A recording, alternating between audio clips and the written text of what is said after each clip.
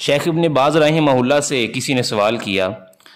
اگر ہم نے سعودی عرب میں رمضان کے روزے رکھنے شروع کیے ہوں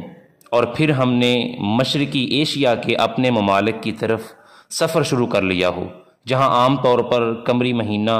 سعودیہ سے ایک دن پیچھے ہوتا ہے، تو کیا اس صورت میں ہم 31 روزے رکھیں گے؟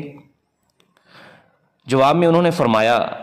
اگر تم نے سعودیہ وغیرہ میں روزے رکھنے شروع کیے اور پھر باقی روزے اپنے ملکوں میں جا کر رکھے تو باقی روزوں کے سلسلے میں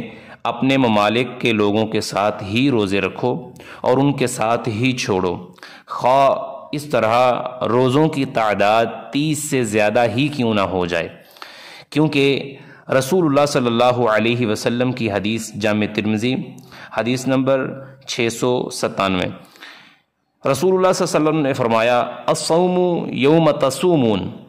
والفطر یوم تفطرون، روزے کا وہ دن ہے جس میں تم سب روزہ رکھتے ہو اور افطار کا وہ دن ہے جس میں تم سب روزہ نہیں رکھتے۔ اور اگر اس صورت میں روزے 29 نہ ہوں تو 29 کی تعداد پوری کرنی ضروری ہوگی، کیونکہ قمری مہینہ 29 دن سے کم نہیں ہوتا۔